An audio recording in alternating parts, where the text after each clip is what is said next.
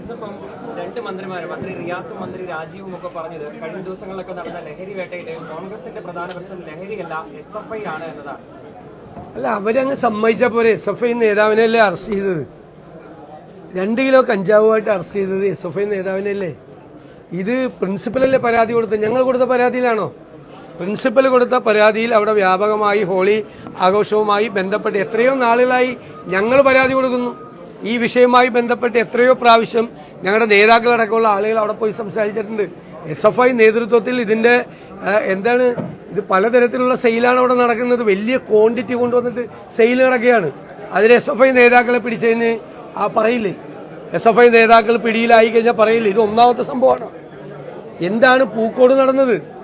എന്താണ് കോട്ടയം മെഡിക്കൽ കോളേജിൽ നടന്നത്? കോട്ടയം നഴ്സിംഗ് കോളേജിൽ നടന്നത്? സംസ്ഥാനത്തിന്റെ വിവിധ ഭാഗങ്ങളിൽ നടന്ന പല പ്രശ്നങ്ങളും ഹോസ്റ്റലിൽ നടക്കുന്നത് ഈ നേതാക്കൾക്ക് അവർക്ക് ഡ്രഗ്സിന് പൈസ വേണം. പൈസ കിട്ടാത്തപ്പോഴാണ് അവർ റാഗിംഗ് നടത്തിയത്.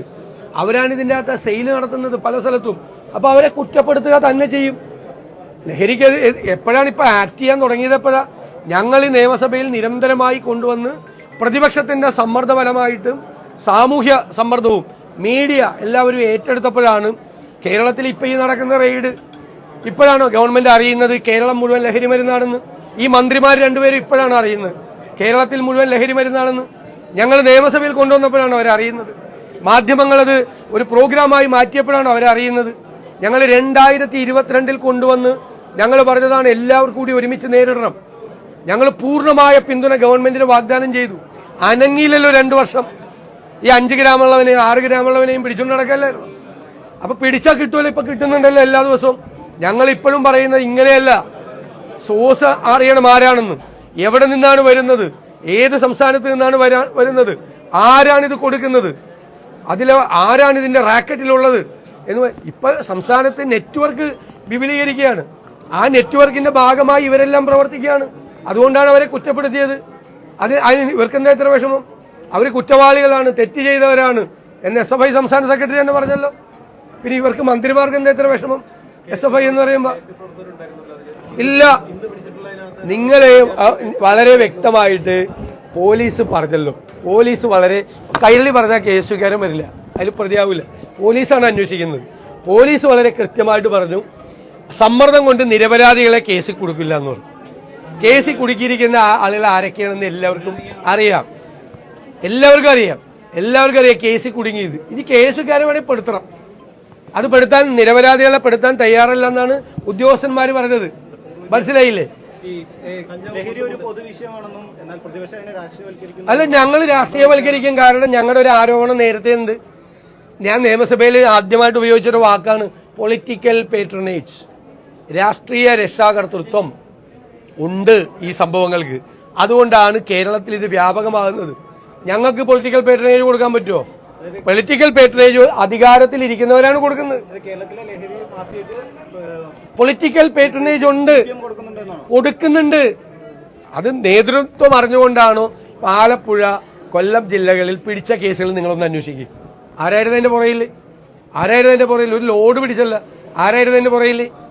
നിങ്ങൾ അന്വേഷിക്കുക. കംപ്ലീറ്റ് ആയിട്ടുള്ള കാര്യങ്ങൾ അന്വേഷിക്കുക.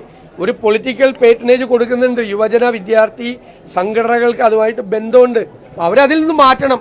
മുതിർന്ന നേതൃത്വം പറഞ്ഞ് ഇത് കേരളത്തിന് അപകടമാണ്, ഇത് ചെയ്യരുത് എന്ന് പറഞ്ഞ് മാറ്റണം. അവർ പിടിയിലാവുമ്പോൾ ഞങ്ങൾ മിണ്ടാതിരിക്കണോ? SFIയുടെ യൂണിയൻ ജനറൽ സെക്രട്ടറി പിടിയിലാവുമ്പോൾ ഞങ്ങൾ മിണ്ടാതിരിക്കണോ?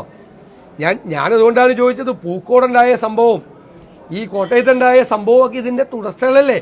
അവിടെ എല്ലാം ലഹരി മരുന്ന് ഉപയോഗിച്ച് 150 പേരുടെ മുന്നിലാണ് ഒരാളെ വിവസ്ത്രനാക്കി റാഗിംഗ് നടത്തിയത്. പൂക്കോട് അത് ആത്മഹത്യ ചെയ്താണോ കെട്ടിത്തൂക്കിയതാണോ ഇപ്പോഴും അറിയില്ല.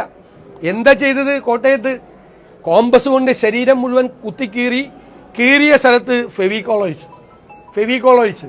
അത്ര ക്രൂരമായ റാഗിങ്ങിന് ചെയ്യണമെങ്കിൽ ഡ്രഗ് അഡിക്ഷനെ പറ്റുള്ളൂ. അപ്പൊ അതാരാ നേതൃത്വം കൊടുത്തത്? സംഘടനാ ഭാരവാഹികൾ. അപ്പൊ ഞങ്ങൾ പറയാതിരിക്കോ? ഞങ്ങൾക്ക് അങ്ങനെ ഒരു ആരോപണമുണ്ട്. ആ ആരോപണം പറയുക തന്നെ ചെയ്യും. ഇല്ലെങ്കിൽ അവരതിൽ നിന്ന് പിന്മാറ്റണം.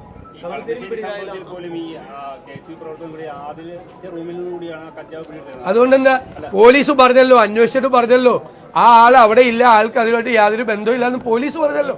പിന്നെ നിങ്ങൾ അന്വേഷിക്കാൻ പോയല്ലോ, നിങ്ങൾ അന്വേഷിക്കാൻ, നിങ്ങളാണ് പ്രതികളെ കണ്ടെത്തുന്നത്. നിരപരാധികളായ ആളുകളുടെ തലയിൽ നിങ്ങളാണ് കെട്ടിവെക്കുന്നത്. അന്വേഷിച്ച പോലീസാണ് പറഞ്ഞത് നിരപരാധികളുടെ തലയിൽ കേസ് കെട്ടിവെക്കില്ല, ഞങ്ങൾ നന്നായി അന്വേഷിച്ച് ഇട്ടാണ് ഇതിലെ പ്രതികളെ തീരുമാനിച്ചിരിക്കുന്നതെന്ന് പോലീസ് പറയുന്നത് പോരാ. എന്നാ പിന്നെ തലശ്ശേരി ചെയ്ത പരിപാടി ചെയ്യും, തലശ്ശേരി ചെയ്ത പരിപാടി ചെയ്യും. തലശ്ശേരിയിൽ പോലീസിനോട് കളിച്ചാൽ, അല്ല ഞങ്ങളോട് കളിച്ചാൽ, CPM-നോട് കളിച്ചാൽ അല്ലേ പറഞ്ഞത്, പിന്നെ പോലീസ് സ്റ്റേഷനിൽ ഉണ്ടാവില്ല എന്ന് പറഞ്ഞു. ആ ഉദ്യോഗസ്ഥന്മാരെ നിലത്തിട്ട് ചവിട്ടിക്കൂട്ടി CPM ക്രിമിനലുകൾ തലശ്ശേരിയിൽ. എന്താ വിഷയം ഉണ്ടായത്? അമ്പലത്തിൽ ഉത്സവം നടക്കുമ്പോൾ ഇൻക്ലാബ് സിന്ദാബാദ്, അമ്പലത്തിൽ ഉത്സവത്തിന് അതിൽ പോലീസ് പിടിച്ചു മാറ്റാൻ ചെന്നപ്പോൾ പോലീസിനെ നിലത്തിട്ട് ചവിട്ടിക്കൂട്ടി. എന്നിട്ട് പോലീസിനോട് പറഞ്ഞു, ഇത് ഞാൻ പറഞ്ഞതല്ല, FIR-ൽ കേരള പോലീസ്, പിണറായി വിജയന്റെ കീഴിലുള്ള പോലീസ് എഴുതി വെച്ചിരിക്കുക.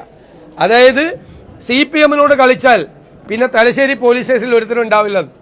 അവർ പറഞ്ഞതുപോലെ തന്നെ സംഭവിച്ചു. ആ 2 SI-മാരെ ഇവർ സ്ഥലം മാറ്റി. ഞങ്ങൾ കഴിഞ്ഞ ദിവസം ആരോപണം ഉന്നയിച്ച് കടക്കൽ ക്ഷേത്രത്തിൽ, ദേവസ്വം ബോർഡിന്റെ ക്ഷേത്രത്തിൽ കൊണ്ടുവന്ന് ഇവർ ഗാനമേള നടത്തി. എന്താ ഗാനമേള? പുഷ്പനെ അറിയാമോ? അമ്പലത്തിലെ പാട്ട്. പിന്നെ ലാൽ സലാം സഖാക്കളെ, ലാൽ സലാം സഖാക്കളെ.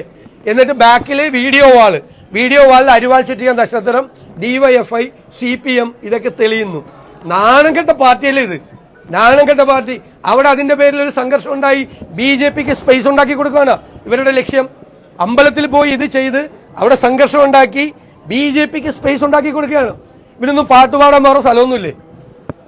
അമ്പലത്തിലെ ദേവസ്വം ബോർഡിന്റെ അമ്പലത്തിലെ ഗാനമേളയ്ക്കാണ് പുഷ്പനെ അറിയാമോ എന്ന് ചോദിക്കുന്നത് ഭക്തജനങ്ങളോട്. വേറെ പണി നോക്കാൻ പറയും. ഇവർ ഏത് ലോകത്തെ ജീവിക്കുന്നത്? അധികാരത്തിന്റെ അഹങ്കാരം തലയ്ക്ക് പിടിച്ചിരിക്കുക, അതാ പ്രശ്നം.